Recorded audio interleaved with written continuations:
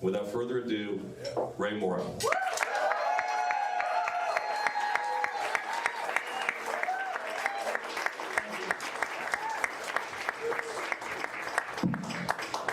Thank you, folks. Can you hear me back there? Yeah. Well, first of all, I'm so touched, really overwhelmed by the showing of all of my wonderful friends. I can't tell you how humbled I am to be standing here in front of so many wonderful people, just friends from all around the county, police officers, probation officers, friends and neighbors, some of the finest lawyers I've ever seen.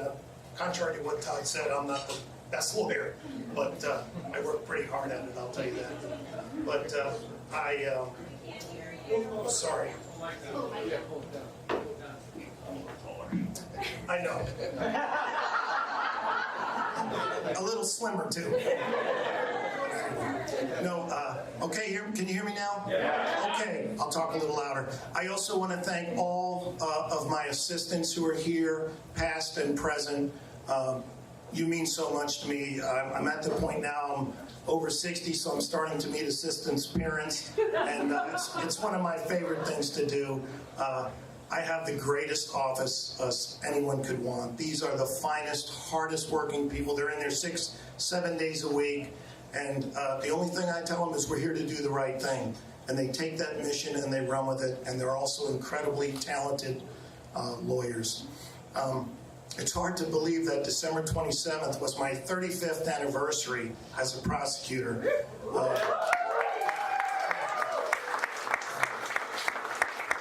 I started out in 1983. I thought I'd serve a couple of years as a prosecutor and then get into a firm with some friends and maybe get into personal injury or something.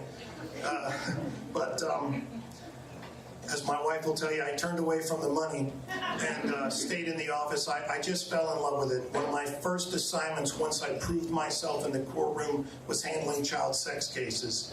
And I can remember going out to the homes of child victims and sitting on the floor of their family room on a Saturday and coloring with them for a couple of hours, never mentioning the case or what happened to them. And then going back the next weekend or maybe to a soccer game and start to talk to them. And then when they felt comfortable with me, I would get them to open up and I would try those cases. And they're hard cases. You don't win all of them. You lose a lot of them. But I was so happy to be entrusted with someone's child and to fight for them so hard. So I got addicted to it then. And I've never lost that passion for prosecution and really for justice, especially for the weak and those who are preyed upon. But you know, I go around to these functions, and a lot of people who know me, I will confess I'm a better prosecutor than I am a politician. But I go to a lot of functions, and people are kind enough to let me speak. And recently, a gentleman introduced me as Ray Morrogh, the prosecutor. He's the guy who puts people in jail. And it was a very nice gentleman, and I know he meant well, but I have to tell you, I've never thought that putting people in jail was a central part of what I do as a prosecutor. I tell all my new assistants that our job is to do the right thing in every case for the right reasons. We don't count convictions, we don't keep notches on our gun belt. Sometimes doing the right thing means not charging a case, which can be very controversial. Which you can't charge a case if you don't think you can prove it beyond a reasonable doubt. I don't charge cases that I can't prove and lay it off on the judge to take the heat.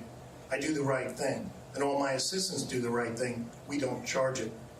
Sometimes doing the right thing could mean diverting someone from the criminal justice system. I've been at it a long time, but I've kept up with the literature, just like a doctor would or a scientist. You need to keep current. So I keep up with the latest studies and the evidence-based studies that help prosecutors do a better job to make a healthy community. So I follow all that, and I'll talk about some of that in a minute. Sometimes doing the right thing means taking on a very difficult case. Like when I went down to Chesapeake, Virginia, and lived in a hotel with my hero Bob Moran for 3 months while we tried the DC snipers. Or it could mean asking a jury to sentence someone to a lengthy sentence for raping a woman or murdering somebody. It's a hard thing to do. It's not a joyful thing to do, but it is a necessary part of the job to keep people safe. So it's a job about balancing. And the prosecutor's in a unique position because my job is not just to represent the public and the victim when the victim is in the right, but it's also to represent the defendant in the sense that I am entrusted, or it's my duty to make sure the defendant gets a fair trial. And I take that very seriously. And I'm so proud tonight that so many defense attorneys are in this room and support me, some of whom I didn't even meet until tonight. But they told me they love working with my office because the assistants are fair and we try to do the right thing. Yes, we fight. We're opponents in the courtroom, but we're not enemies, and that's an important distinction. So my job, thank you.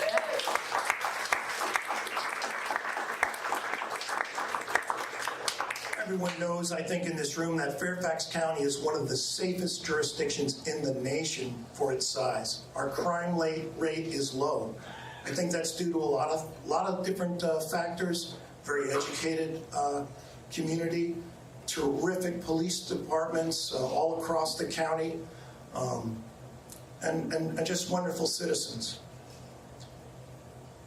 And so it is a key part of my job to continue that record of safety and to keep the public safe. As actually the chief law enforcement officer, I take an oath to support the Constitution and the statutes of the Commonwealth of Virginia. But there are other ways to protect public safety. Some might not come to mind immediately, but if you're in the system, you'd understand. Sometimes you can protect the community better by keeping someone out of jail or prison who doesn't belong there. And that's why I've kept up with the data and the studies, and I've used every progressive program that I can get behind to help make our community healthier. For instance, we have a Veterans Court. Many veterans in this room tonight. Let's give them all a round of applause.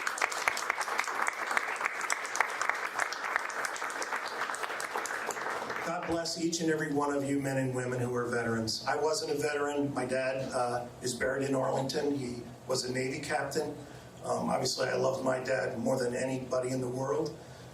Taught me so much. That's helped me through these days. But I was taught what wearing a uniform means and the sacrifices that these folks make for us. So we have a Veterans Court. And those who have served us so well and so selflessly, when they fall upon hard times, when they have PTSD, they have drug and alcohol problems, they are homeless, we have a program. It is just an amazing program. Our public defender is involved. Dawn Budarak does a great job. My staff, Katie Pavlicek here is the leader of it. We meet with defense attorneys, social workers, veteran peers, and judges, and we work on each individual case to try to get that man or woman out of the system and back to leading a successful and happy life. Very proud of that program. Thank you. I think everybody's aware of the opioid crisis. I get all the autopsies in the county. Every week I have to go through them, and it is mind-numbingly sad. It breaks my heart, the number of opioid and fentanyl, a lot of fentanyl deaths that we have. So what do? We establish a drug court. It took us a year to get it. We had to send people to trainings all over the country. Supreme Court approved it. We have a drug court. This drug court is aimed to keep people who would otherwise be in jail out of jail. Repeat offenders, people who just, because of the pernicious nature of drugs, they just can't get off it. So we work with them to try to keep them out of jail because we know we can't arrest our way out of this drug problem. It's a medical problem. People need help. And I'd rather keep someone out of jail than put them in jail if they're not hurting other people or a risk to the public.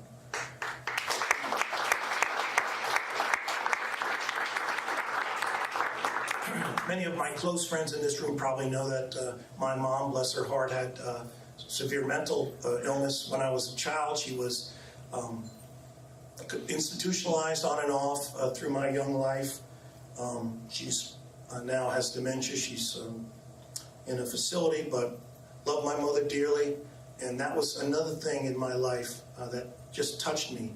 To see my mom suffer as she did, I just wanted to, make sure that in my life I reached out and helped people, and especially people suffering from mental health problems. So we have a mental health docket.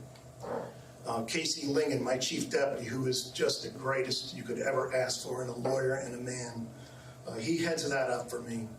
And we're working hard to get people off the street who are involved in repeated crimes, shoplifting, disorderly conduct, minor assaults, and other things, trying to get them out of jail where they don't belong. Mentally ill people don't belong in jail. They belong in hospitals. They belong getting treatment from psychologists and social workers, and we're trying to make that happen. And it's my hope that by next year, it's going to be a full-blown mental health court, and we're going to get some extra funding for it. But it's working well. We work with the Community Service Board, law enforcement. Our police department is tremendous. The men and women on the street, they try to divert mentally ill people by not even bringing them to the courthouse or the jail and getting them right to the mental health center in Merrifield. It's really a wonderful program. We have other programs. Supervised release, cash bail is a big issue. You probably read about it in the papers. I'm not a big fan of cash bail. I've never asked for a cash bail in my life in Fairfax. Every jurisdiction does it a little differently. In our jurisdiction, the magistrate set the bond, the judge reviews it. I can't increase it or reduce it myself, but we don't ask for them. And I've told my assistants, if the judge sets a cash bond, somebody can't make it, and they're not make the number, and you don't think they're a danger to the community or a real risk not to appear, ask the judge to reduce it. It's up to the judge, but we'll ask to reduce it. One of the problems with not having any way to bring people back to court is this. The violent people, it's obvious. You want them, if they're rapists and murderers, you want to hold them for community safety. But let's say you have somebody who's bilking the elderly, and $37 billion a year is bilked from the elderly in this country. Happens all the time in this county. Tree people come out and tell the little old man it'll be $700, and they make it into $17,000 check, that kind of thing. Those people don't appear in court if they're out without any kind of restraint on them. And the old people can't keep coming back to court. They're old. It's hard to come once, much less 2, 3 times. Same thing with mostly immigrants. They are working sort of low-paying jobs, and they're a lot of our victims. They get victimized a lot by gangs and all sorts of extortion plots that take advantage of their innocence as newcomers to this country. That's a real problem for them to show up to court. Once, they can make it. Twice, they're not getting paid. 3 times, you won't see them. So we have to work harder, and we are working with the SRB supervised release to make it user-friendly, where the people can call in, the defendants can call in, probation officers can contact them, and that saves you, the taxpayers, money as well, because it's $190 a day to house somebody. And I believe firmly in the presumption of innocence as well, so we have to remember that in that calculation. We also have a shadow prosecutor program where we primarily recruit from underrepresented communities, high schools with high minority populations. We'll take anyone into it, but I'm proud to say that one of the graduates of that program is now in Catholic University Law School and called me this afternoon to say he wanted to be here so badly to talk about the program and what it's meant to him. And if I win, he's going to work for me. I'll move it along a little bit. Juvenile court, a lot of people talk about the school to prison pipeline. That's of concern. There have been a lot of studies for Annie Casey Foundation and many others that it's not necessarily a good thing to lock a child up who did something that's not a murder or something. It can stigmatize them and result in more recidivism on that person's part. So I'm proud to say we work very closely with Bob Birmingham, who is the head of our juvenile court and a terrific guy, the defense bar, the courts, probation, on our system, and it is a model system. Our juvenile jail population is at its lowest ever. The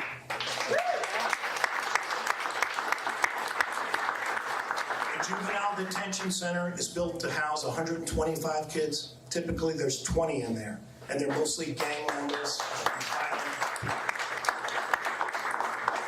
And it's not that we give up on the gang members and the violent people up to a point. There's another program over there where they assess these kids, they work with them, and we work with the courts by not entering into plea agreements up front that tie the hands of the people who can help these kids. We wait, we do studies, we try to help everyone we can. Some are not safe to go back on the streets. We just tried the case of 10 gang members who murdered a 15-year-old. It was a horrific thing. So, there we try the cases and we ask for the appropriate sentences, but we do our best to help kids because, after all, kids are worth saving and they're our future. Yeah. I also want to say that I'm not late to the party on this criminal justice reform. I was progressive back when progressive wasn't cool in the mid-2000s. The first thing I did upon getting elected was to expand the discovery rule in Virginia. Some of you may know that the Supreme Court had a rule that basically said defense attorneys are entitled to very little discovery. No police reports, no witness statements. I thought that was wrong. I thought that was wrong because I'm not the kind of person who wants to wake up someday and find out an innocent man was in prison for 20 years because I failed to turn something over or miss something. So I turn it all over, although I do redact victims' personal information and those things, because it's fair, it's the right thing to do. The Supreme Court has just delayed again changing that rule for another year. I did it the first day I got in, and I'm proud of that.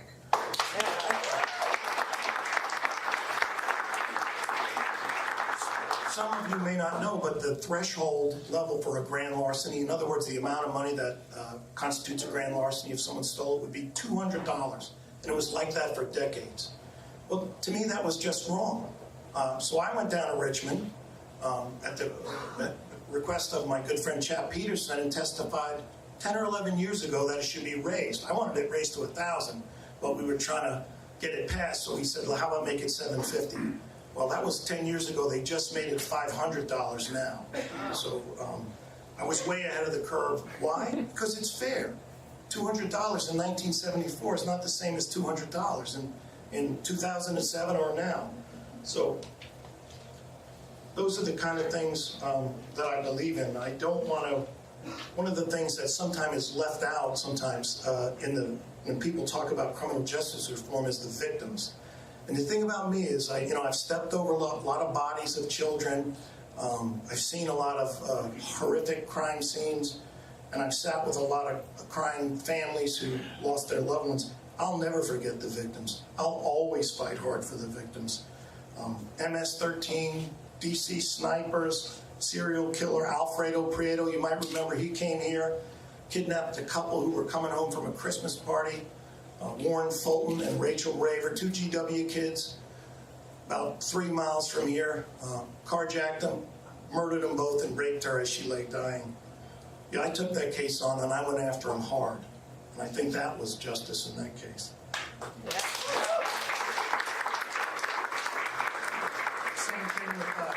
Same thing with Jesse Matthew, the UVA serial killer, murdered Hannah Graham, and Morgan Harrington. Well, he also attacked a young lady here in Fairfax City. The case went cold for many years.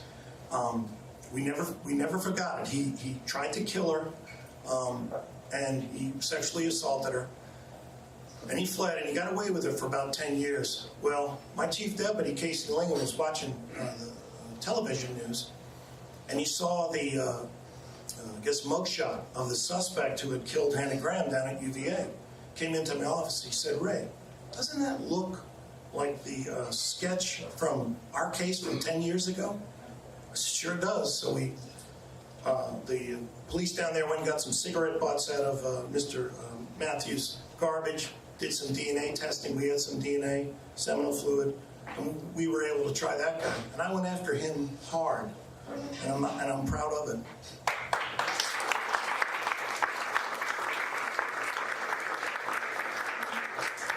I want to say, having talked about a few of those cases, the job of the prosecutor, this job that I'm so privileged to hold, is not a job for amateurs.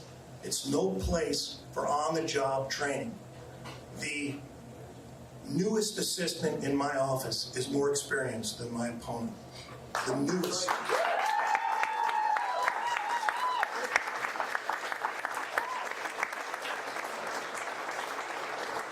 So far, the information I have from people who worked with him is that he tried a couple of tax cases with the IRS as a victim.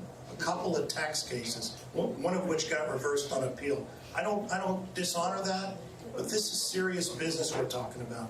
People don't get to choose their own prosecutor, except as an electorate. If your daughter was kidnapped, God forbid, or your mother, her life savings were stolen, would you want a guy who has 35 years of experience fighting in the courtroom and who has a staff of some of the finest lawyers in the state? Or do you want a guy who tried a few tax cases and says he's going to be out in the public more? I'm not out in the public more because I'm working 6-7 days a week.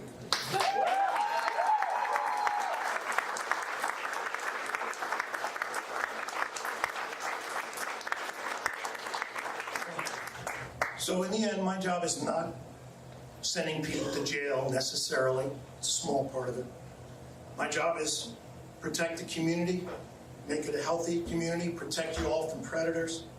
But my job is also to believe in second chances. There's nothing inconsistent with compassion and prosecution. I have a big heart, and I'll help anyone who needs help. But if you're hurting women and children in this county, I'm coming down hard on you.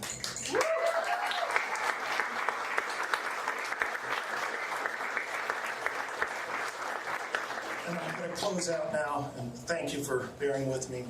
This is so important to me. It means the world to me, this job, still, after all these years. But one of my heroes is former Associate Justice of the Supreme Court, Robert Jackson. You might know he was the Attorney General and Associate Justice on the Supreme Court, but he was also the lead prosecutor on the Nuremberg trials in the wake of the Holocaust. And I'm just so impressed with this man. But way back in the 40s, he described the qualities of a good prosecutor. And he said, "The qualities of a good prosecutor are as elusive and as impossible to define as those which mark a gentleman," or gentlewoman, I might add these days. "And those who need to be told would not understand it anyway. A sensitivity to fair play and sportsmanship is perhaps the best protection against the abuse of power, and the citizen's safety lies in the prosecutor who tempers zeal with human kindness, who seeks truth and not victims, who serves the law and not factional purposes, and who approaches his task with humility. I ask that you please vote for me on June 11th. Please return me to the job I love so well. I promise to work as hard as I can to keep you safe and to help everyone in this county who needs help." Thank you so much.